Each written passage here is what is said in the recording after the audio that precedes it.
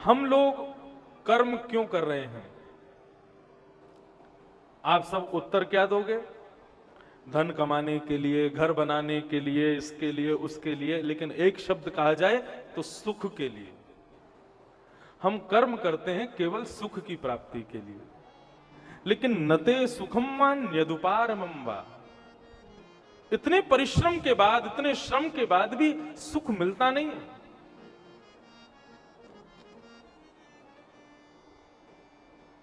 हर तरफ है जगह बेशुमार आदमी। अच्छा, ये जगजीत सिंह की गजल है। हर तरफ है जगह बेशुमार आदमी, फिर भी तन्हाइयों का शिकार आदमी। हर तरफ है जगह बेशुमार आदमी। मैं ये जो पंक्ति है ना गजल की, कथा में गाता हूं, रोज सोचता हूं आज पूरी सुनूंगा, आज तक नहीं सुन पाया, लेकिन इतने अच्छे शब्द हैं इसके।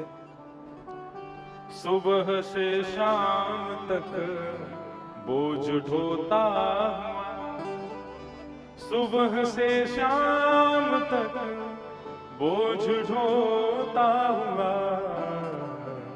चैन खोता हुआ बार बार आदमी। हर तरफ हर जगह बेशुमार आदमी, फिर भी तन्हाइयों का शिकार आदमी। हर तरफ हर जगह सब दुखी हैं। बस 3 लोगों ने ताली बजाई है। हम इतनी मेहनत से गजल गा रहे हैं, कथा कर रहे हैं, कितनी भागदौड़ कर रहा हूं मैं, पता है आप लोगों को कथा सुनाने के लिए, कि किसी एक के जीवन में भी यदि कल को खबर मिले, मुदगल जी का फोन आवे, महाराज जी हमारे परिवार के एक बालक को या हमारे परिवार के एक सदस्य को ठाकुर जी का दर्शन हो गया, मैं समझ जाऊंगा मेरी कथा की दक्षिणा मुझको मिल गई।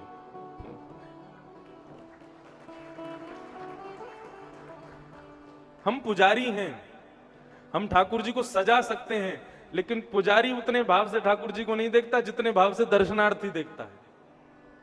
आप सब दर्शनार्थी, आप सबका भाव है। तो कथा क्रम में चलें। सब दुखी हैं संसार में। दीन कहे धनवान सुखी, धनवान कहे सुख राजा को भारी, राजा कहे महाराजा सुखी, महाराजा कहे सुख इंद्र को भारी, इंद्र कहे चतुरानन को सुख, ब्रह्मा कहे सुख विष्णु को भारी, तुलसीदास विचार कहे हरि भजन बिना सब जीव दुखारी। हम सब एक दूसरे को ही सुखी समझते हैं।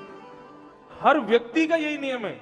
आपको लगता होगा ये व्यास जी बहुत सुखी हैं, कुछ करते धरते हैं नहीं है, पूरे दिन सोते रहते हैं, 4 घंटा कथा सुनाते हैं, उसके बाद इनके हत्ते पते नहीं रहते, और बढ़िया इनसे ज्यादा सुख किसका? जहां जाते हैं सब इनको प्रणाम करते हैं, माला पहनाते हैं, दक्षिणा देते हैं, सब कुछ बढ़िया है इनका। ऐसा जीवन होना चाहिए। मुझे लगता है आप लोग बड़े सुखी हो। क्यों? रात रात भर पढ़ना नहीं पड़ता, लोगों के ऐसे तीखे तीखे सवालों के उत्तर नहीं देने होते, और यहां तो चलो छोटे रूप में कथा है, विशाल कथा होती है, 5000 आदमी बैठे हैं। अब आपको 5000 आदमी को बांध करके रखना 4 घंटे। एक भी यदि उठ के जाता है ना तो मन में इतना कष्ट होता है, मैंने कुछ गलत बोल दिया जो इसका मन नहीं लग रहा, उठ के जा रहा है। हमको लगता है ये लोग कितने सुखी हैं, इनको कुछ करना नहीं पड़ता, बढ़िया बैठ के कथा सुनते हैं, बीच में पानी भी पी लेते हैं, 4 घंटा पानी भी नहीं पीते। हाँ, कभी ऐसे बैठ जाएंगे, कभी ऐसे बैठ जाएंगे। आप सोफे पे बार बार जब अपने पैर बदलते हो ना, मुझे बड़ी चिढ़ होती है, क्योंकि मैं एक ही आसन में बैठा हूं। कई लोग तो बीच बीच में चाय भी पी लेते हैं, सबका चलता है। तो मुझे लगता है ये लोग बड़े सुखी। हर व्यक्ति को लगता है कि उसके सामने जो व्यक्ति खड़ा है ना वो उससे ज्यादा सुखी है। लेकिन तुलसीदास विचार कहे हरि भजन बिना सब जीव दुखारी। सब दुखी हैं, भगवान का जो भजन नहीं करते सब कष्ट में। मुख्य विषय पर आते हैं, क्या कह रहे हैं श्री विदुर जी महाराज कि हर मानव को सुख चाहिए और सुख के लिए ही वो दिन रात मेहनत करता है। लेकिन सुख तो केवल जैसे भयंकर गर्म लू चलती हो तो उस भयंकर गर्म लू में कभी कभी यदि ठंडी हवा आपको लग जाए तो एक क्षण के लिए छूने वाली ठंडी हवा हमको कितना खुश कर जाती है। हाय हाय कितना बढ़िया लगा, क्या बढ़िया अभी ठंडी हवा आई थी थोड़ी सी। ऐसे ही हमारा जीवन है, दुख लगा ही रहता है, लगा ही रहता है, बीच में सुख केवल एक ठंडी हवा की तरह छू के चला जाता है, फिर से दुख आ जाता है। जब सुख जीवन में है ही नहीं तो फिर हम कर्म कर क्यों रहे हैं? हम संसार में लगे हुए क्यों हैं? भगवान ने जब कर्म के बदले सुख देने का वादा दिया है तो फिर भगवान सुख देते क्यों नहीं है? ये मेरा प्रश्न है आपसे। सुख क्यों नहीं मिलता मानव को? तो बंधुओं देखो एक मेरी बात, भगवान गीता में इसका उत्तर देते हैं। भगवान गीता में कहते हैं कि मानव ने फल ही गलत सोच लिया है। फल ही गलत सोच लिया है मतलब ऐसा करूंगा तो ऐसा मिलेगा, ऐसा मिलेगा, वो वस्तु तुमने गलत सोच रखी है। भगवान कहते हैं कर्म के बदले सुख मिलेगा, ऐसा निश्चित नहीं है। मानव को सुख चाहिए भी नहीं। मानव को क्या चाहिए? बोले शांति चाहिए मानव को, क्योंकि कई बार अति सुख भी हमको सहन नहीं हो पाता। एक आदमी की मृत्यु हो गई गांव में, पूछने आए लोग क्यों मर गया? बोले कि उसने लॉटरी की टिकट कटवाई थी। बोले अच्छा, बहुत दिन से इंतजार कर रहा था। बोले अच्छा, फिर क्या हुआ? बोले कल अखबार में उसकी लॉटरी कट गई। तो फिर क्या हुआ? बोले जैसे ही उसने देखा मेरा लॉटरी का नंबर आ गया, इस खुशी में मर गया। अति सुख भी हमको सहन नहीं हो सकता और अति दुख तो हम सहन करते ही नहीं। वास्तव में मानव सुख के लिए कर्म नहीं कर रहा है। भगवान गीता में कहते हैं मानव अपना फल बदले, अपनी डेस्टिनी बदले। क्या मुझे सुख नहीं चाहिए? मैं कर्म क्यों कर रहा हूं? मुझे शांति चाहिए। बोलो वो शांति की प्राप्ति के लिए कर्म करेगा तो शांति उसको मिलेगी। लेकिन शांति कैसे मिलेगी? बोले बहुत बोझ सर पर रखने से शांति नहीं मिलेगी। त्यागात् शांति अनंतरम। जितना छोड़ के चलेगा, जितना कम संबंध बनाएगा, जितना कम सामान उतना सफर आसान। इसलिए इस जीवन के सफर में चलो, लेकिन बहुत सारा बोझ अपने सिर पर लेकर के मत चलो। धीरे धीरे सब चीजों को छोड़ते रहो, उनका त्याग करते रहो। जितने अकेले रहोगे, बंगला में कहते हैं जोरी तो रो दक्षो ने क्यों माया से तो अकेला चलो रे। अकेले चलो। ज्यादा सबको लेकर के चलोगे तो फिर बाद में फंसोगे, बाद में चिंता करोगे। हमें शांति चाहिए, हमें सुख नहीं चाहिए। कर्म के बदले सुख मिलेगा, लेकिन वह कर्म भी त्याग युक्त कर्म हो। हम कर्म क्यों करते हैं? ताकि हमारे संबंध बने, हमसे लोग जुड़े, हमारा बहुत वैभव हो जाए, हमारे पास बहुत कुछ बढ़ जाए। जितना बढ़ाओगे उतने दुखी रहोगे, जितने कम त्याग करते रहोगे उतने सुखी रहोगे। त्याग करो।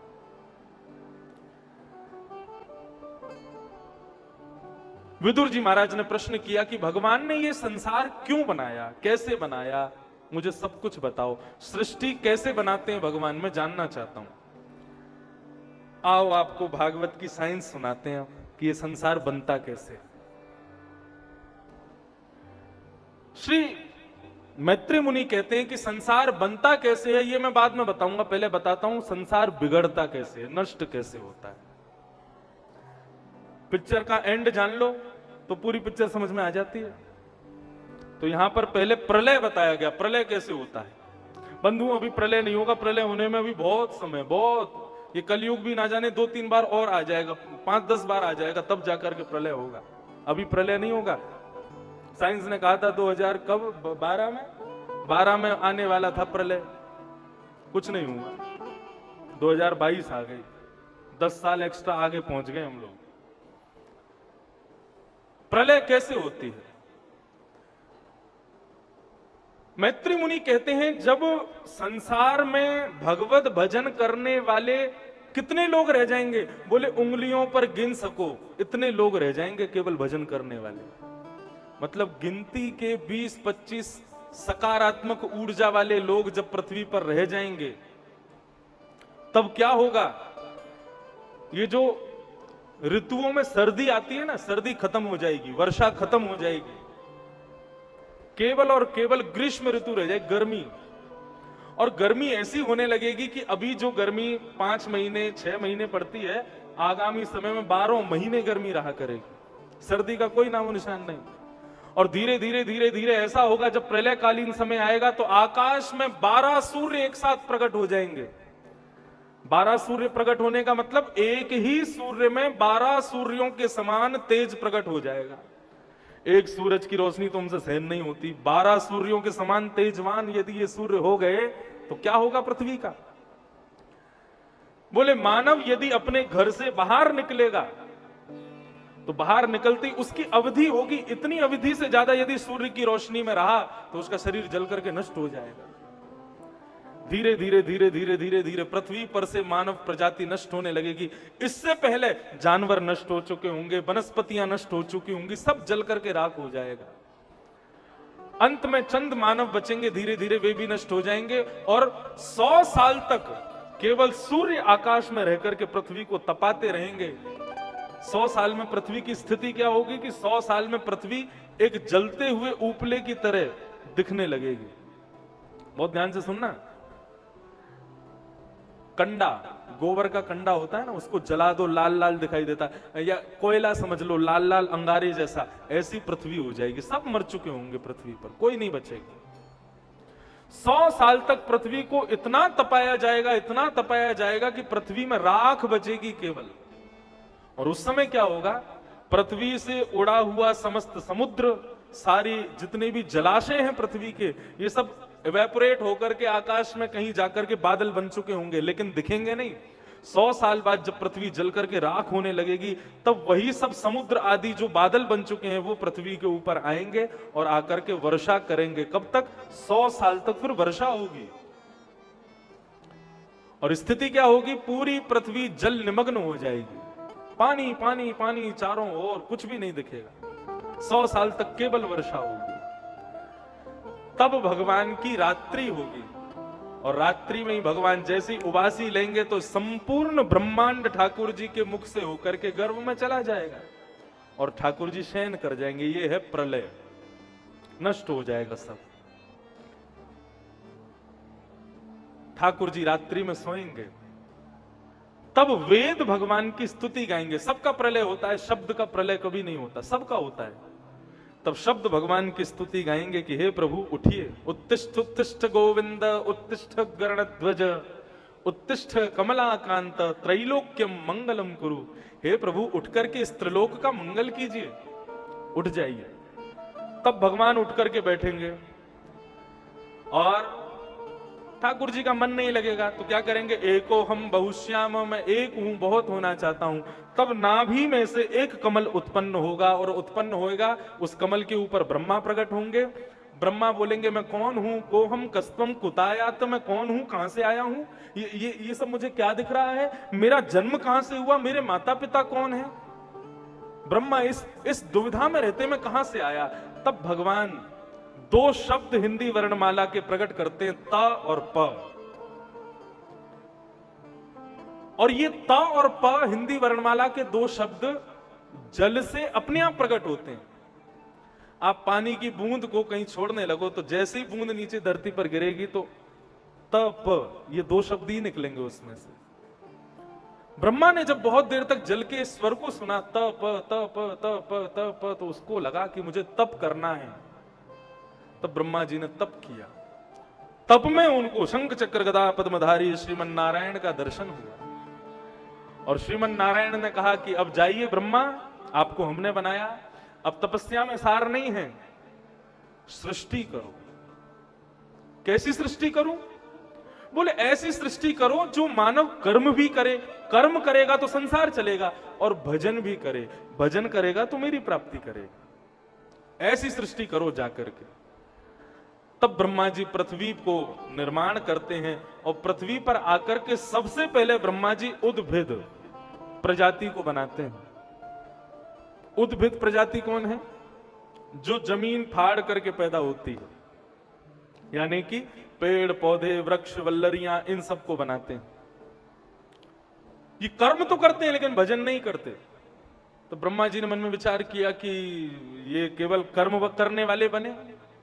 तब दूसरे उन्होंने बनाए अंडज। लोग पूछते हैं पहले मुर्गी आई कि अंडा? ब्रह्मा जी ने पहले अंडज बनाए, अंडा बनाया, और उसमें से अंडे से पैदा होने वाले जितने भी जीव हैं संसार के, उनको बनाया। ये भी कर्म तो करते हैं लेकिन भजन नहीं करते। तब ब्रह्मा जी ने तीसरी प्रजाति बनाई, वो है स्वेदज। स्वेदज कौन है? बोले कि वृक्षों की गंदगी और अंडजों की गंदगी से उत्पन्न होने वाले जो कीड़े मकोड़े और ये सब खतरनाक छोटे छोटे जीव, जिसमें सबसे भयंकर होती छिपकली। मुझे पूरी दुनिया में किसी से डर नहीं लगता, छिपकली से बहुत डर लगता है।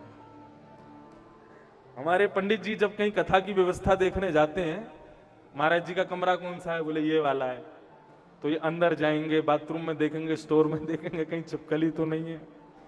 और मैं भी जब आता हूं ना, उस दिन भी जब आया था, तो आते ही पहले बहुत देर खड़ा रहूंगा कमरे में, सब पर्दे झाड़ के देखो कहीं खिड़की में नहीं हो।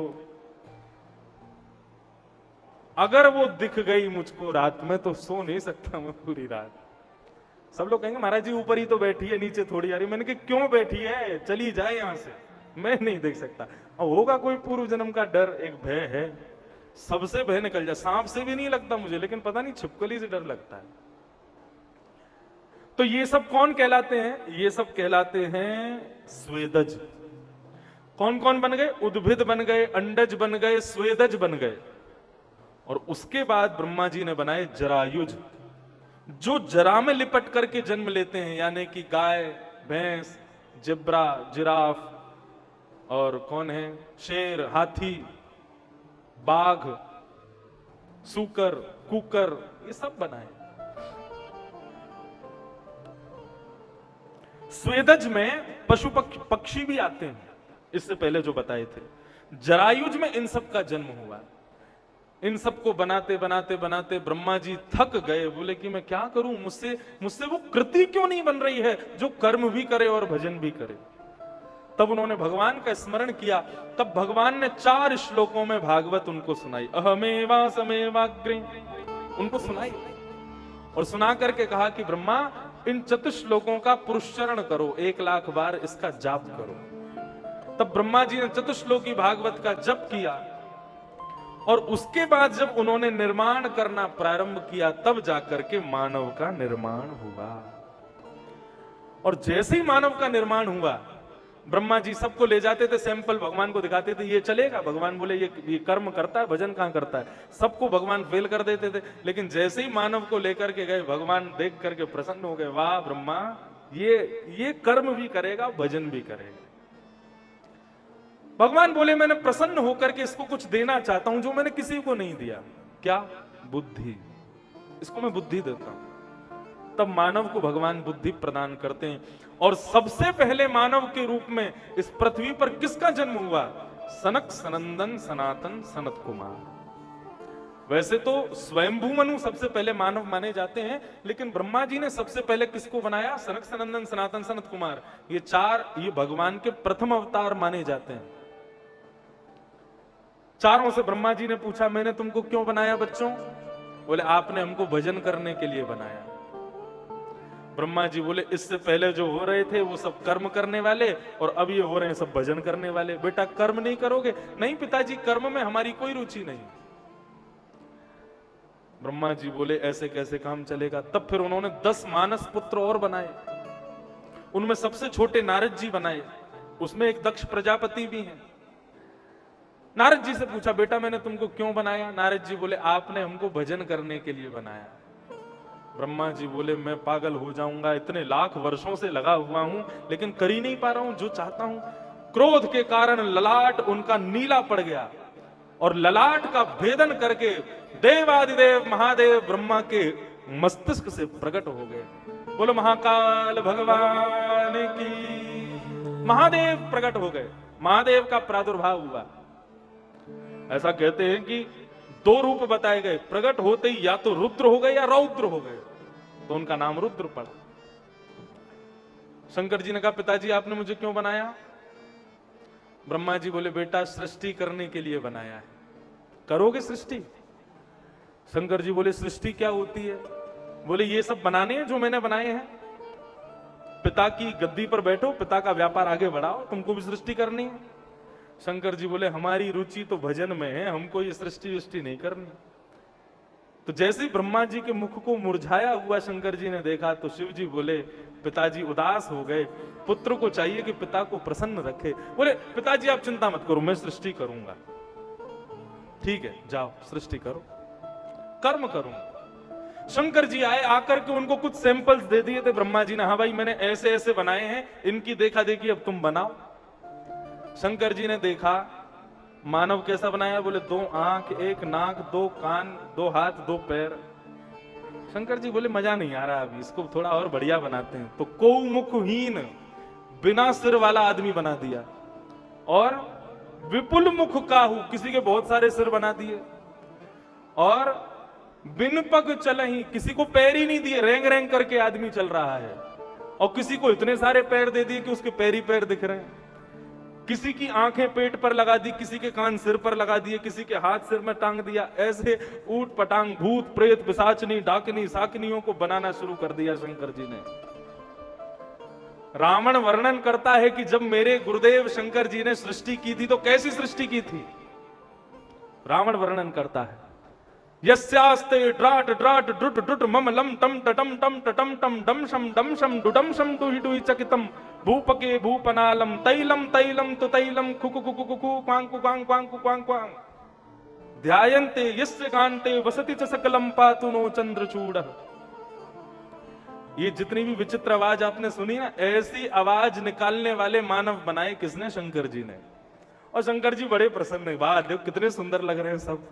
ब्रह्मा जी बोले, बेटा सृष्टि कर रहा है, चलो देख के हमें कैसी कर रहा है। जैसे ही ब्रह्मा जी नीचे आए तो चारों ओर देखा, महाराज भयभीत हो गए। शंकर जी से बोले, अलम प्रजा भी, बस हो गया, तुमसे नहीं हो पाएगा, छोड़ दो। पिताजी हम तो पहले ही कह रहे थे सृष्टि वृष्टि हमसे नहीं हो पाएगी, हम तो भजन करने आए हैं भगवान का, आप हमको कोई और काम दे दो। तो ब्रह्मा जी बोले, ठीक है सृष्टि करूंगा मैं, उसका संहार करोगे तुम, उसको नष्ट करोगे तुम, क्योंकि हमने देख लिया नष्ट तुम बहुत अच्छे से कर सकते हो, इसलिए नष्ट का अधिकार तुम्हारा। शंकर जी बोले, जो आज्ञा। तब तक क्या करूं? बोले, कुछ नहीं, हिमालय पर जाओ, जाकर के अपने और इन सबको भी अपने संगी ले जाना, और वहां जाकर के जो करना है, भजन करना है, कीर्तन करना है, सब करो। जब प्रलय करना होगा तब आपको उठाया जाएगा, संहार कर देना इस सृष्टि का, नष्ट कर देना इसको। शंकर जी बोले, जो आज्ञा। और अपनी सारी मंडली लेकर के शंकर जी चले गए हिमालय पर। अब देव महादेव की भूमि में बैठे हैं, आज सोमवार है, तो महादेव को प्रणाम कर लें। शिव, शिव का अर्थ क्या होता है? कल्याणकारी।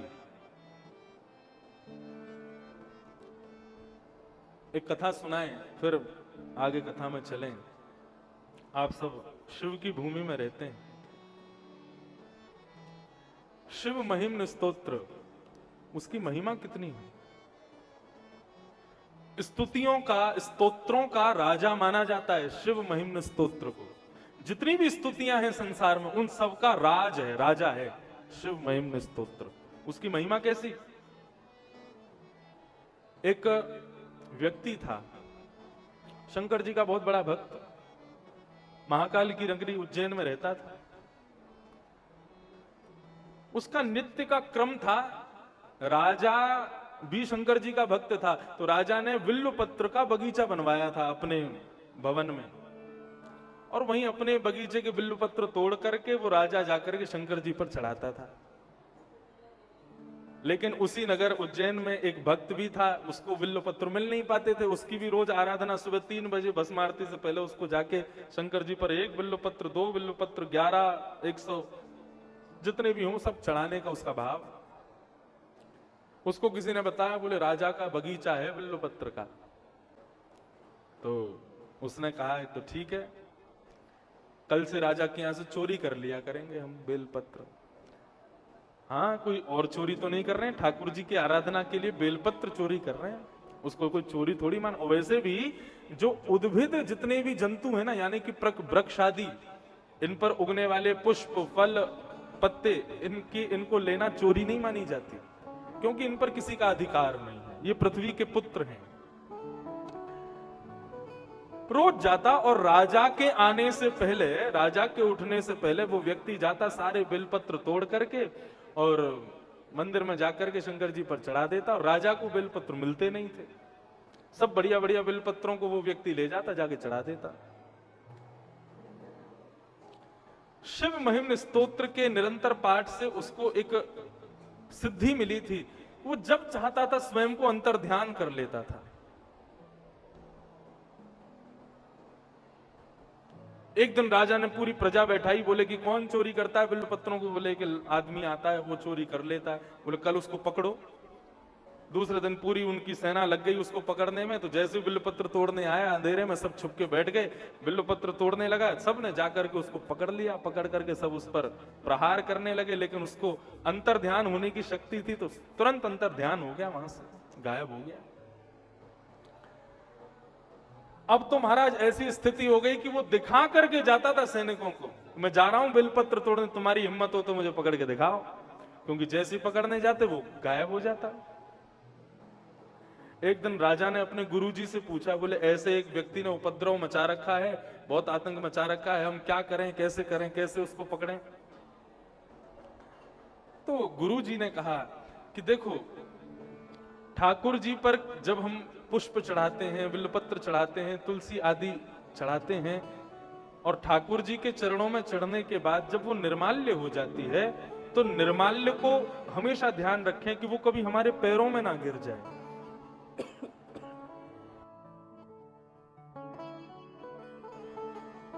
आप बिहारी जी गए, ऊपर से पुजारी जी ने माला पहना दी, तो बिहारी जी के परिसर में तो आपको कोई अपराध नहीं लगेगा, लेकिन परिसर से बाहर आप गए और यदि बिहारी जी की गले की माला, चरणों की माला वो किसी के पैरों में गिर गई, या फूल किसी के पैरों में गिर गए, उसका अपराध यह है कि आपके द्वारा किया गया भजन, साधना और जितने भी श्रेष्ठ कर्म है वो सब क्षीण हो जाते हैं। इसलिए निर्माल्य पर कभी चरण नहीं रखना चाहिए। तो गुरुजी ने बताया, बोले राजन, उसके अंदर अंतर ध्यान होने की जो शक्ति है वो नष्ट हो सकती है। कैसे? बोले निर्माल्य पर उसका पैर पड़वा दो। बोले वो कैसे करें? बोले शंकर जी पर चढ़े हुए सारे बेलपत्र लाके बगीचे में फैला दो, अंधेरे में आएगा, उसको पता रहेगा नहीं, जैसे ही पैर बेलपत्र पर रखेगा उसकी सिद्धि नष्ट हो जाएगी, तुम पकड़ लेना। राजा बोला हाँ ये ठीक किया आपने। दूसरे दिन राजा ने महाराज सारे बेलपत्र बिछा दिए बगीचे में, चढ़े हुए बेलपत्र निर्माल्य। अंधेरे में वो व्यक्ति आया, उसको पता नहीं था कि वो बिल्वपत्र के ऊपर ही चल रहा है। उसकी जो अंतर्ध्यान होने की शक्ति थी वो नष्ट हो चुकी थी, लेकिन उसको पता नहीं था। जैसे ही बिल्वपत्र तोड़ने लगा, सैनिकों को दिखाने लगा, आओ आओ आओ, पकड़ो पकड़ो पकड़ो। जैसे ही उसको पकड़ने के लिए गए, उसने अंतर्ध्यान होने का मंत्र बोला, लेकिन आज वो अंतर्ध्यान नहीं हो पाया। सैनिकों ने उसको पकड़ लिया और पकड़ करके सैनिक हंसने लगे। वो बार बार मंत्र का उच्चारण करे, बोले कि मैं गायब क्यों नहीं हो रहा हूं, मैं यहां से जा क्यों नहीं पा रहा हूं, क्या हो गया? तभी उसकी नजर पड़ती है नीचे, तो नीचे बिल्वपत्र पड़े थे ठाकुर जी पर चढ़े हुए। नेत्र सजल हो गए। सामने राजा खड़ा है तलवार लेके, बोले आज पकड़ में आया, तेरा सर धड़ से अलग करूंगा मैं। नेत्र बंद करके महाकाल भगवान का स्मरण करता है, बोले भगवान, मैंने किसी की संपत्ति को नहीं चुराया, मैंने किसी के अधिकार को नहीं चुराया, केवल आपकी सेवा के लिए पत्र चुराए। वो भी चुराए इसलिए क्योंकि राजा सबको अनुमति नहीं देता यहां आने की। हे भगवान कृपा करो, मैं इस प्रकार इस राजा के हाथों नहीं मरना चाहता। आपके ऊपर बिल्वपत्र चढ़ा करके, आपके ऊपर गंगा जल चढ़ा करके आपको देखते हुए मेरे प्राण निकल जाएं, ये मेरे जीवन का लक्ष्य है। मैं इस प्रकार मृत्यु नहीं चाहता भगवान। महादेव का स्मरण करते करते करते उसने शिव महिम्न स्तोत्र का गान करना प्रारंभ किया। और जैसे ही शिव महिम्न स्तोत्र का गान पूर्ण हुआ, राजा ने आकर के अपनी तलवार से उस पर प्रहार किया। शिव महिम्न स्तोत्र पूर्ण होते ही उसकी जो खोई हुई विद्या थी वो पुनः प्रकट हो गई और वो वहां से अंतर्ध्यान होकर के महादेव के पास पहुंच गया। मतलब हमारे क्षीण हुए भक्ति के कर्म, हमारे क्षीण हुई सिद्धियां, हमारे भीतर जो दैवी शक्तियां हैं, यदि वो क्षीण होती दिखाई दें, हमें लगे कि हमसे कोई अपराध हो गया है, हमने निर्माल्य पर चरण रख दिया है, तो दूसरे दिन स्नान करके शंकर जी का ध्यान करके शिव महिम्न स्तोत्र का पाठ कर लेना, तुम्हारे सारे अपराध नष्ट हो जाएंगे। अब ये बात तो मैंने बताई कि ये शिव महिम्न स्तोत्र स्तुतियों का राजा है। किनका है ये स्तोत्र? शिवजी का है। लेकिन हमारे ब्रज वृंदावन में राधा कृपा कटाक्ष, गोपाल सहस्त्रनाम, श्री राधा सहस्त्रनाम जैसे अद्भुत स्तुतियों का गायन वो शिव करते हैं, वो शंभू करते हैं। राधा कृपा कटाक्ष स्तोत्र किसने गाया? शंकर जी ने गाया है। गोपाल सहस्त्रनाम किसने गाया? श्री शिवजी के द्वारा कृत है। मतलब स्तुतियों का राजा भले ही शिव महिम्न स्तोत्र हो, लेकिन महाराजा तो हमारे लाला और लाली हैं ब्रजमंडल के, क्योंकि शंकर जी भी उन्हीं का ही ध्यान देते हैं, शंकर जी भी उन्हीं का ही स्मरण करते हैं। ऐसे शिव जी ने सृष्टि की, बिगाड़ दी सारी सृष्टि। ब्रह्मा जी ने कहा अलम प्रजा भी छोड़ दो, तुमसे नहीं होगा। तब ब्रह्मा जी ने मन में विचार किया, क्या करूं मैं? तब उन्होंने अपने ही अंग को दो रूपों में परिणत किया, जिसमें दाहिने अंग से स्वयंभू मनु प्रकट हुए, बाएं अंग से सतरूपा प्रकट हुई। और दोनों के प्रकट होते ही भगवान ने कहा कि अब तुम मानव हो, पहले मानव इस पृथ्वी के, पृथ्वी पर जाओ, जाकर के सृष्टि करो। हिरण्याक्ष ने जाकर के पृथ्वी का हरण कर लिया। भगवान बराह प्रकट हुए, और बराह भगवान कहां से प्रकट हुए? ब्रह्मा जी की नासिका से प्रकट हुए। बराह भगवान ने जाकर के हिरण्याक्ष के पेट को विदीर्ण कर दिया, पृथ्वी को यथावत स्थान पर स्थापित किया, और स्वयंभू मनु शत्रुपा ने आकर के सृष्टि करना प्रारंभ किया। और स्वयंभू मनु शत्रुपा के 3 पुत्री और 2 पुत्र हुए। यहां से पृथ्वी पर मानव जाति आनी शुरू हुई। आप पूरी कथा सुनिएगा, इन्हीं से ही सब निकलते हैं, इन्हीं से ही राजवंश, इन्हीं से ही सब कुछ, इन्हीं से ही प्रादुर्भाव होगा। ऐसा शास्त्र आज्ञा करते हैं, यदि कोई व्यक्ति अपना गोत्र भूल जाए तो वो स्वयंभू मनु का स्मरण कर ले तो उसका गोत्र पूर्ण माना जाता है, क्योंकि हमारे आदि पुरुष वही हैं, स्वयंभू मनु। इसीलिए हम मानव कहलाते हैं, मनु के पुत्र हैं हम। स्वयंभू मनु शत्रुपा ने 3 पुत्रियों को जन्म दिया। 3 पुत्रियां कौन कौन सी? आकुति, देवहूति, प्रसूति। और इनके 2 पुत्र हुए, प्रियव्रत और उत्तानपाद। अब यहां पर हम कथा सुनेंगे इनकी एक बेटी जिसका नाम है देवहूति। बंधुओं, देवहूति का ब्याह ब्रह्मा जी की छाया से उत्पन्न हुए कर्दम ऋषि के साथ में हुआ। बड़ी अच्छी कथा है, रोचक कथा है, इतनी आनंद की कथा है, लेकिन समय बहुत कम है, इसलिए मैं प्रणाम धीरे धीरे आगे बढ़ूंगा। अब कर्दम ऋषि ने तपस्या की 1000 वर्ष तक। जब भगवान प्रकट हुए, वरदान मांगो, क्या चाहिए कर्दम ऋषि? तो इन्होंने वरदान क्या मांगा? ऐसा वरदान मांगा अद्भुत। क्या? तथा सचाहं परिवोढुकाम समानशीलां गृहमेदधेनु।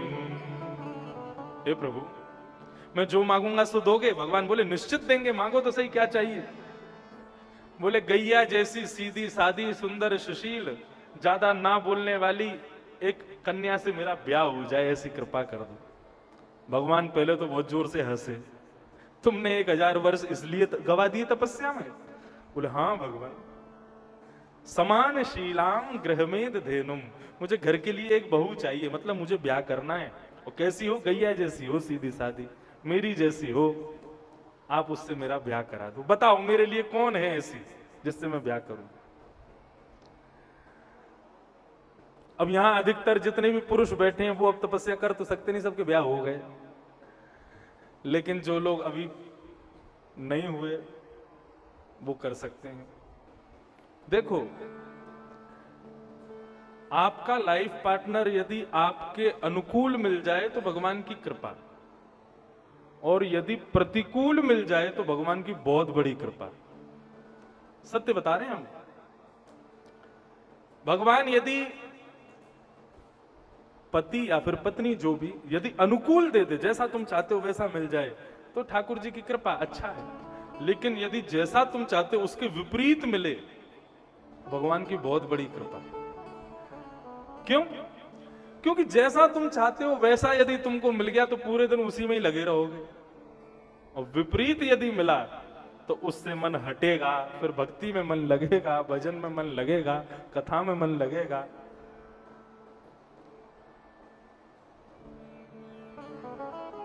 अनुकूल मिले तो कृपा है, अब प्रतिकूल मिले तो देखो बंधुओं, सोचना ही क्यों कि हमें कैसा मिलेगा। भगवान कहते हैं कर्म करो, फल की इच्छा मत करो। तुम्हारा अधिकार केवल कर्म पर है, फल देने का काम मेरा है। तुम यदि पहले ही सोच लोगे ना मुझे ऐसा फल मिलेगा, तो मैं भी भगवान हूं, मैं जानबूझ के वही नहीं दूंगा जो तुमने सोचा है। इसलिए फल पहले मत सोचो। कर्म फल त्याग, गीता में भगवान कहते हैं कर्म कर, फल की इच्छा मत कर, फल की चिंता मत कर। तू सोचेगा कि मुझे ऐसा मिले और वैसा नहीं मिलेगा तो फिर तो दुखी हो जाएगा। इसलिए सोच ही मत, मुझ पर छोड़ दे। आपको जो ठीक लगे मुझको दे देना, मेरे ऊपर निर्भर रहोगे तो मैं वो दूंगा जो तुम सोच भी नहीं सकते। अपनी इच्छा मुझे मत बताओ कि तुमको क्या चाहिए, मेरी इच्छा में राजी रहो, मेरी इच्छा में प्रसन्न रहो।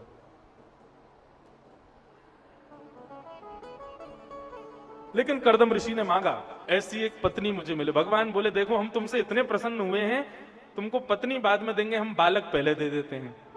बोले ऐसा कैसे संभव होगा? बोले मतलब हम ऐसा कहना चाहते हैं कि जब तुम्हारा ब्याह होगा ना तो तुम्हारे यहाँ पुत्र बन के मैं ही आऊंगा।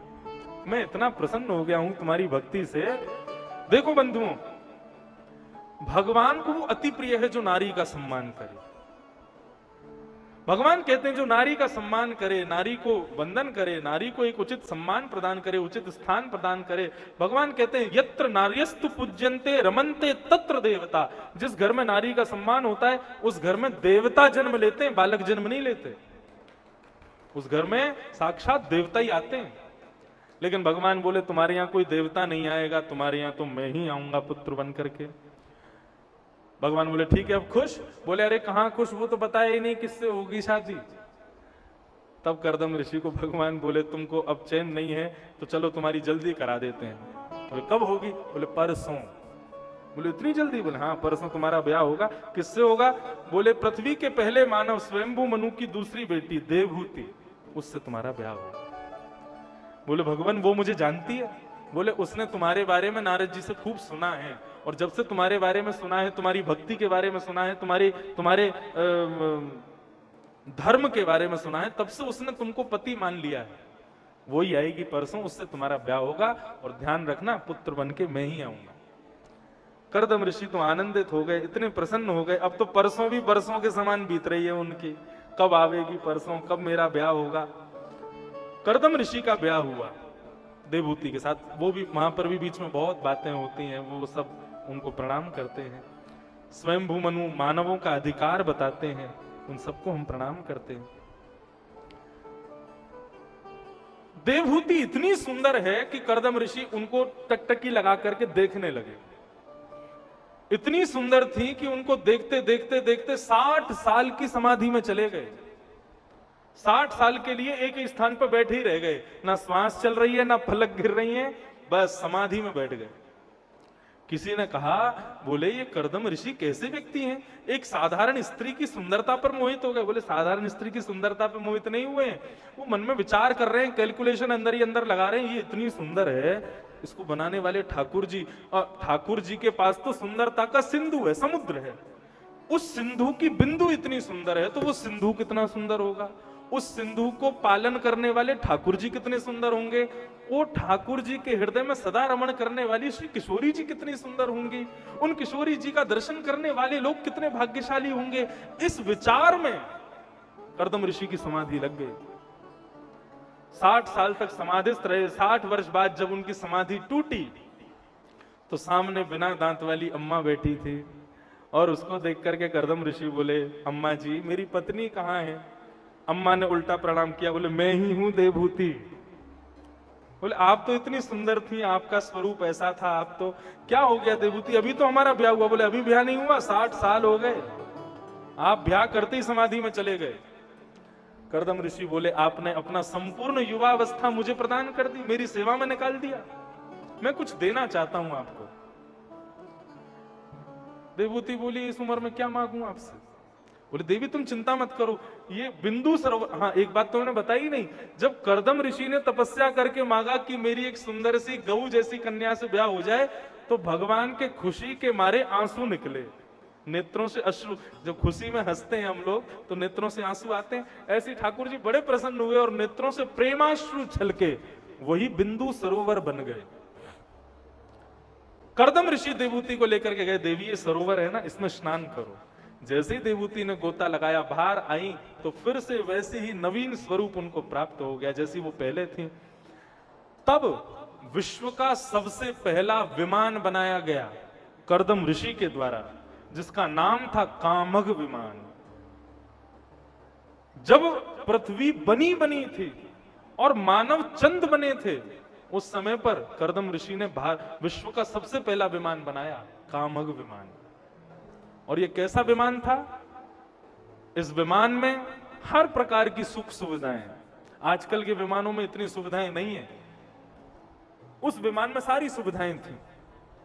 कर्दम ऋषि अपनी पत्नी देवभूति को उस विमान में लेकर के पूरे विश्व को भ्रमण कराने के लिए लेकर के गए। विश्व भ्रमण करा करके जैसे ही लौट करके आए, सालों तक घूमते ही रहे दोनों। सालों बाद जब लौट करके आए तो जैसे ही विमान का गेट खुला तो पहले कर्दम ऋषि निकले, फिर देवभूति निकली, फिर 1 2 3 4 5 6 7 8 9 बेटियां, 9 पुत्रियों ने जन्म ले लिया घूमते घूमते। बहुत वर्षों तक भ्रमण करते रहे, वृंदावन भी गए थे, ऐसा वर्णन आता है, बहुत तीर्थों में दर्शन करने गए, सब जगह घूमे थे। इतने वर्षों तक भ्रमण हुआ, 9 पुत्रियों ने जन्म लिया। कर्दम ऋषि को चिंता हो गई। कर्दम ऋषि बोले देवी मेरा एक संकल्प था कि एक संतान होते ही मैं गृह त्याग कर दूंगा, इतने सारे बालक हो गए, अब मुझे जाना चाहिए, मैं वन में जाके भजन करूंगा, बाकी का समय अपना ठाकुर जी की सेवा में व्यतीत करूंगा। देवभूति बोली इन बेटियों का ब्याह तो कर जाओ। तो 9 बेटियों का 9 प्रजापतियों के साथ ब्याह किया। देवभूति को बोले अब तुम प्रसन्न रहो, मैं वन में जाके भजन करता हूं। देवभूति बोली मैं अकेली कैसे रहूंगी, मुझे भी ले चलो। बोले तुम चलोगी तो भजन होगा नहीं, तुम मुझे किसी के सहारे तो छोड़ जाओ, एक पुत्र होता तो उसके सहारे जी लेते। कर्दम ऋषि को याद आया, बोले अरे भगवान ने मुझे वचन दिया था कि वो मेरे पुत्र बन के आएंगे। अरे देवी भजन शुरू करो, ठाकुर जी की आराधना शुरू करो, हमारे घर ठाकुर जी आने वाले हैं। और 10वीं संतान के रूप में देवभूति और कर्दम ऋषि के यहां पर भगवान कपिल का प्रादुर्भाव हुआ। बोलो कपिल भगवान की जय।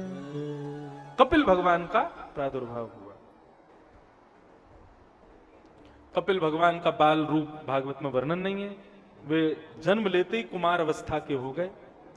कर्दम ऋषि ने चरणों में प्रणाम किया, प्रणाम करके वन में चले गए।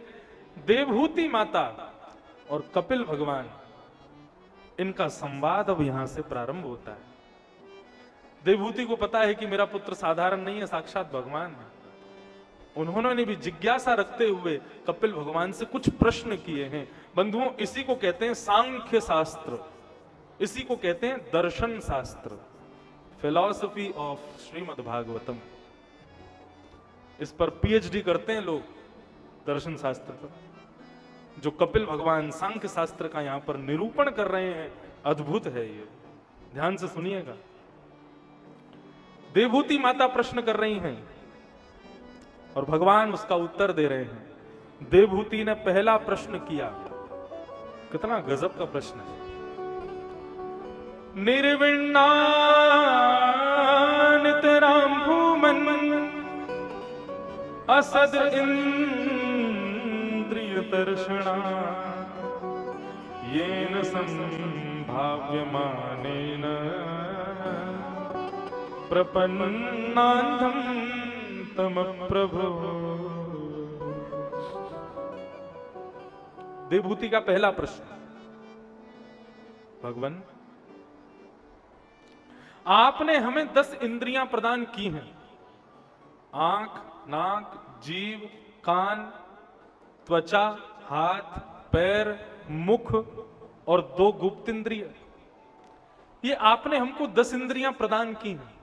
भगवान बोले हाँ दी हैं, लेकिन हम लोग सुबह से शाम तक इन 10 की सेवा करते रहते हैं। आंख कहती है मुझे ऐसा दृश्य दिखाओ, कान कहते हैं मुझे ऐसा संगीत सुनाओ, जीभ कहते हैं मुझे ऐसा रस चखाओ, नाक कहती है मुझे ऐसी सुगंधी दिलाओ, त्वचा कहती है मुझे एसी की हवा खिलाओ, पैर कहते हैं मुझे ऐसी चप्पलें पहनवाओ। सारी इंद्रियां अपनी अपनी इच्छाएं पूरी कराने में लगी रहती हैं और हम इनकी सेवा में लगे रहते हैं।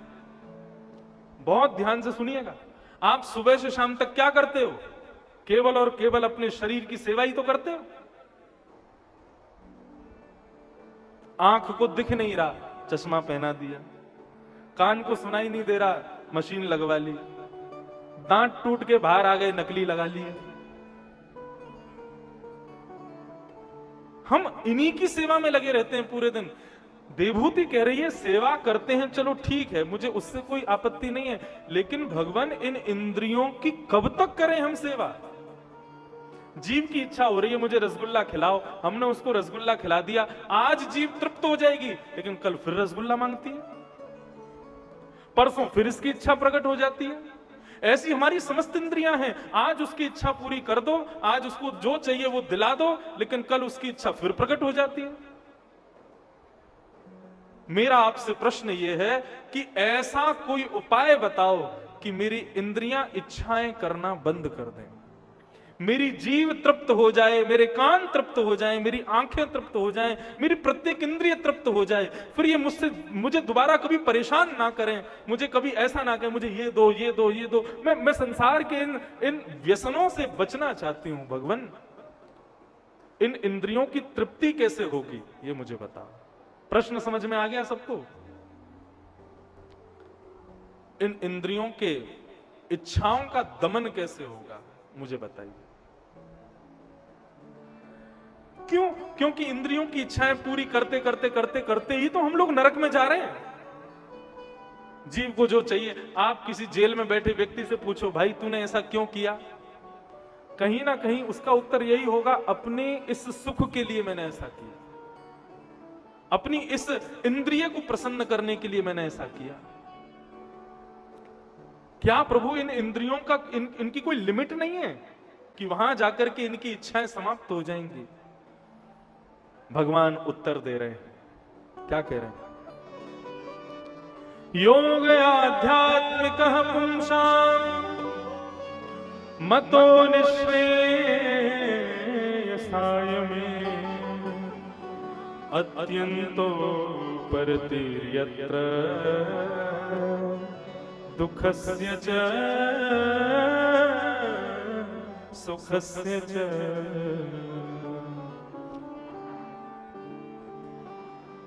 योग आध्यात्मिक पुंसाम। मां, पहली बात, व्यक्ति का जैसा संग होता है ना, उस संग के अनुरूप उसकी इंद्रियों की इच्छाएं प्रकट होने लगती हैं। वो जैसे वातावरण में रहता है, जैसे एनवायरनमेंट में रहता है, जैसे लोगों के बीच में रहता है, जैसी बातें सुनता है, जैसा देखता है, वैसे ही उसके भीतर की इच्छाएं प्रकट होने लगती हैं। आप इंद्रियों को दोष मत दीजिए, इंद्रियां गलत नहीं है, इंद्रियां बुरी नहीं है। आंख नहीं होती तो मेरा दर्शन नहीं हो पाता, कान नहीं होती तो मेरी कथा नहीं सुन पाती, हाथ नहीं होते तो कभी करताल नहीं बजा पाती, पैर नहीं होते तो मेरी परिक्रमा नहीं कर पाती, जीभ ना होती तो मेरा कीर्तन नहीं गा पाती। मां, यदि ये इंद्रियां नहीं होती तो तुमको मैं भी नहीं मिलता, मेरी प्राप्ति भी इन इंद्रियों से ही होती है। तो फिर इन इंद्रियों को दोष कैसे दे सकती हो आप? किसको दोष दिया जाए? बोले पहला, आपका संग खराब है। और देखो, संग से इंद्रियों पर कोई असर नहीं पड़ता। मैं फ्लाइट में बैठता हूं, ट्रेन में बैठता हूं, मेरे बगल में बैठा व्यक्ति कैसा है, उसके छूने से मेरी इंद्रियां खराब हो गई हूं, ऐसा तो नहीं हो सकता। संग से प्रभाव किस पर पड़ता है? मां, संग से प्रभाव इंद्रियों पर नहीं पड़ता, संग से प्रभाव पड़ता है मन के ऊपर। क्या समझ में आया? बोले बंधन का कारण मां इंद्रियां नहीं है, बंधन का कारण मन है। आपने प्रश्न गलत किया है कि इंद्रियों की इच्छाएं पूरी कैसे होंगी। इंद्रिय तो वही इच्छा प्रकट करती है जो मन कहता है। आपको हाथ को नहीं सुधारना है, आपको पैर, आंख, नाक, कान इनको नहीं सुधारना है, केवल मन को सुधारना है। मन सुधर गया सब सुधर जाएंगी। मन को सार्थक करना है। बंधन का कारण मैया इंद्रियां नहीं है, बंधन का कारण मन है। मन को सुधार। और मन कैसे सुधरेगा? प्रसंगम अजरम पाशम आत्मन कवयो मुनि स एव साधु सुकृतो मोक्षद्वारम पवृतम्। ना, मन को सुधारने का एक ही तरीका है, संग सुधर जाए, वातावरण सुधर जाए। ये सब यदि सुधर गए तो मन अपने आप सुधर जाएगा। संसार के व्यसनों के प्रति मन का रुझान ज्यादा इसलिए होता है क्योंकि मन को अभी तक आध्यात्मिक योग का वातावरण नहीं मिला। आध्यात्मिक योग का मतलब ये वातावरण जिसमें हम बैठे हैं, इसको आध्यात्मिक योग कहते हैं। यानी कि सत्संग का वातावरण मन को नहीं मिला, इसलिए मन को सांसारिक भोग जो हैं उनमें सुख मिलता है। लेकिन उस सांसारिक भोग से वो इस शरीर को ही नष्ट कर रहा है, नष्ट करते हुए भी उस भोग में उसको सुख मिलता है। कैसे? जैसे कुकर, उसका सबसे प्रिय क्या होता है? हड्डी। उसके सामने भोजन में कुछ भी रख दो, लेकिन यदि कहीं हड्डी हो तो वो उसको छोड़ता नहीं है, हमेशा मुंह में दबा के रखता है। क्यों? क्योंकि उसको बार बार अपने जबड़ों से दबाने से उसके जो मसूड़े हैं उनमें से रक्त निकलता है, और अपने ही रक्त को अपनी जीभ पर लेकर के वो बहुत खुश होता है, वाह इसमें से कितना अच्छा स्वाद आ रहा है। जबकि उसको बहुत कष्ट हो रहा है, उसको खूब दर्द हो रहा है, लेकिन उस क्षणिक सुख के लिए उस कष्ट को भूल जाता है। ऐसे ही हम मानव हैं। हम क्षण भर के सुख के लिए भयंकर कष्ट पाते हैं, तब जाके हमें क्षण भर का सुख मिलता है, और उस सुख के लिए हम ना जाने क्या क्या कर देते हैं। मां, व्यक्ति को यदि अपनी इंद्रियों को वशीकृत करना है, इंद्रियों को वश में करना है, तो व्यक्ति अपना संग सुधारे।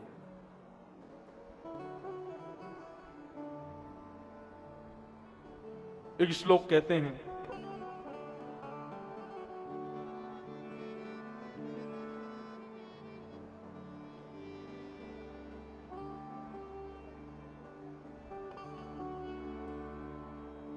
भोगा न भुक्ता वयमेव भुक्ता तपो न तप्ता वयमेव तप्ता कालो न याता वयमेव याता तृष्णा न जीर्णा वयमेव जीर्णा। भोगा न भुक्ता वयमेव भुक्ता। मां, मानव भोग भोगने से शुरू करता है, लेकिन एक दिन खुद का ही भोग लगवा देता है। 3 इंच की सिगरेट और 3 मन की हमारी काया, बताओ दोनों में सबसे ज्यादा बलवान कौन है? 70 किलो का आदमी बलवान है कि 3 इंच की सिगरेट बलवान है? 3 इंच की सिगरेट बलवान है। यहां पर सिगरेट एडिक्टेड व्यक्ति यदि बैठ जाए तो 2 घंटा बाद ही उसकी जेब में बैठी सिगरेट चिल्लाएगी भीतर से, चल अब बाहर, थोड़ा मुझको भी मुख से लगा ले, थोड़ी मेरी भी चुस्की ले ले। और उस सिगरेट के अधीन होकर के वो व्यक्ति इस भरी सभा से उठ के चला जाएगा, अभी आता हूं 2 मिनट में, इमरजेंसी कॉल करके, और बाहर जाकर के सिगरेट पिएगा। बलवान कौन? उस 70 किलो के आदमी को हम नहीं उठा सकते, 3 इंच की सिगरेट उठा के ले जाती है। भोगा न भुक्ता वयमेव भुक्ता। और तो और वो सिगरेट जितनी पीते हैं धीरे धीरे कम होने लगती है, लेकिन वो सिगरेट कम नहीं होती है, भीतर ही भीतर हमको नष्ट कर रही है। सिगरेट पीने वाले से पूछो तुझको अच्छा लगता है जब इसका धुआं भीतर जाता है, सुख मिलता है? नहीं, आंखें लाल पड़ जाती हैं, दुर्गंध आने लगती है उसमें से। उसके पास कोई बैठ जाए तो उसको लगता है कि अरे राम ये क्या करके आया बाहर से। मद्यपान करने वाला, तंबाकू खाने वाला, तंबाकू के खेत में बाउंड्रीज की जरूरत नहीं होती, क्योंकि गधे भी नहीं खाते उसको, इंसान खाता है। बाउंड्री क्यों लगाते हैं हम खेतों में? कि कहीं जानवर नहीं चले जाएं। नील गाय, गधे वगैरह ये लोग अगर इनको पता चल जाए कि यहाँ फसल बढ़िया हो रही तो सब बिगाड़ देते हैं। लेकिन कहीं यदि तंबाकू की खेती हो, बाउंड्री मत बनवाना। क्यों? गधा जाएगा ही नहीं भीतर, खाएगा ही नहीं उसको, क्योंकि वो इंसान खाता है। भोगा ना भुक्ता वयमेव भुक्ता, हम भोग को भोगते हैं लेकिन भोग नहीं भुगता। भोग तो अगले दिन फिर प्रकट हो जाता है। हम उसके जितना उसको भोगते हैं उतने हम नष्ट होते चले जाते हैं। तपो न तपता वयमेव तपता। मैं भजन कर लूंगा। अब मेरे को, अब आपकी कथा सुनकर के महाराज जी ऐसा मन कर रहा है घर परिवार छोड़ दूं, मैं भी भजन करने लग जाऊं। मैंने कह दिया तो ठीक है, फिर चलो हमारे साथ, अगली नागपुर में कथा है, अब घर बार छोड़ो, हमारे संगी रहो बोरिया बिस्तर बांध के। हाँ महाराज जी, अभी ना वो एक बेटा रह गया, उसके शादी कर लूं फिर आते हैं हम। बेटे के ब्याह का कार्ड एक दिन मुझको मिला, मैंने फोन किया, मैंने कहा अब तो बेटे का ब्याह हो गया, अब आ जाओ। नई बहू आई है ना घर में, थोड़ा उसको घर बार बता दें। और महाराज जी एक तो क्या है, जीवन में एक ही इच्छा है, नाती हो जाए, उसका मुंह देख लें फिर आ जाएंगे। एक दिन मुझे पता चल गया नाती भी हो गया। मैंने फिर फोन किया, मैंने कहा अब आ जाओ। हाँ नाती हो गया महाराज जी, बस थोड़ा बड़ा हो जाए, एक बार इसके मुंह से बाबा शब्द सुन लूं, एक बार कह दे बाबा, तो मन में इच्छा हो जाएगी कि अब तो बाबा बनना ही है बेटा, ये भी बाबा बोल रहा है, उसी समय आ जाएंगे वृंदावन। 3-4 साल बाद मैंने कहा अब तो बाबा बाबा बोलने लगा होगा, अब तो आ जाओ। हाँ महाराज जी, बेटे का बेटा बाबा बोलता है लेकिन बेटी का बेटा नाना बोलता है। ना अभी मत जाओ, अभी नहीं जाना, अभी समय नहीं है। तपो न तपता वयमेव तपता। मैं भजन करूंगा, कब करूंगा? उस दिन करूंगा। फिर उस दिन आ जाता है, अब कर लो। हाँ करूंगा ना, ये काम हो जाए फिर करूंगा। अब कर लो, अरे करूंगा ना, ये हो जाए बस फिर करूंगा। एक दिन बेचारा खुद ही लकड़ियों पर तप जाता है, तप नहीं कर पाता। कालो न याता वयमेव याता। हर वर्ष हमारा जन्मदिन मनाते हैं हम लोग। कितने साल के हो गए? अब 25 साल के हो गए, और दुनिया भर के गिफ्ट्स आ रहे हैं, खूब सजावट हो रही है। क्यों? हमारा बेटा 25 साल का हो गया। लेकिन कभी विचार करो, आपने मुझे 1 लाख रुपए दिए और मेरे 25,000 चोरी होने पर आप मुझे बधाई दे रहे हो। 100 साल की आयु भगवान ने दी है, वो भी कंफर्म नहीं है कि 100 साल की है, उसमें से 25 खत्म हो जाते हैं और पूरा विश्व आकर के उसका उत्सव मना रहा है। क्या पता ठाकुर जी ने तुमको 26 साल की उम्र दी हो और तुम 25 वर्ष खत्म होने का उत्सव मना रहे हो। एक ही साल बचा है, अरे शौक मनाओ। देखो अब ये तो बहुत विपरीत हो जाएगी बात, क्योंकि लोग पता है क्या कहते हैं, कहो तो इसी बात को काट के फेसबुक पर डाल देंगे, देखो महाराज जी अपना जन्मदिन मना रहे हैं, खुद क्या कहते हैं कथा में। मेरा कहने का अभिप्राय, जन्मदिन मनाओ, कोई आपत्ति नहीं, लेकिन जन्मदिन वाले दिन सबसे पहले खुद से बात करना। हाँ भाई 25 साल का हो गया, अब तो 25 साल खत्म हो गए तेरे। क्या किया तूने 25 साल में? पढ़ाई की, यूनिवर्सिटी की, डिग्री ले ली, जॉब कर रहा है, बिजनेस कर रहा है, अब आगे क्या करेगा? कितने साल का बचा है जीवन, कुछ पता नहीं है। अपने जीवन की सदगति के लिए कुछ विचार किया? कहां जाना है, कहां रहेगा, क्या पाएगा जीवन में, उसके लिए कुछ विचार कर रहा है? खुद से पूछना, तुमने क्या खोया, क्या पाया और क्या पाना है, तब तुम्हारा जन्मदिन अच्छा जाएगा, तब तुम्हारा जन्मदिन मनाना सार्थक माना जाएगा। कालो न याता। काल कभी खत्म नहीं होता, काल कभी रुकता नहीं है। इस काल की हर सेकंड में हम नष्ट होते। 2 बजे जब मैं व्यासपीठ पर बैठा था, उस समय में जितना था ना, अब उतना नहीं हूं। हर क्षण मृत्यु मेरा ह्रास कर रही है, मुझे नष्ट कर रही है। मैं मृत्यु के समीप जा रहा हूं। हमें लगता है समय बढ़ रहा है, समय नहीं बढ़ रहा है। समय के हर सेकंड में तुम नष्ट हो रहे हो। कालो न याता वयमेव याता। ऐसे ही तृष्णा न जीर्णा वयमेव जीर्णा। हम बुढ़े हो जाते हैं लेकिन हमारी इच्छाएं कभी बुढ़ी नहीं होती। आंखों से दिखना बंद हो जाएगा लेकिन देखने की इच्छा बंद नहीं होगी। कानों से सुनना बंद हो जाएगा, सुनने की इच्छा बंद नहीं होगी। जीभ से खाना बंद हो जाएगा, दांत ही चले जाएंगे सारे, लेकिन जीभ की खाने की इच्छा। जब छोटे छोटे बच्चों को पिज्जा खाते देखते हैं ना बड़े बूढ़े, तो डांटते क्यों है? क्योंकि उनका भी मन कर रहा है लेकिन खा नहीं सकते। तृष्णा न जीर्णा वयमेव जीर्णा।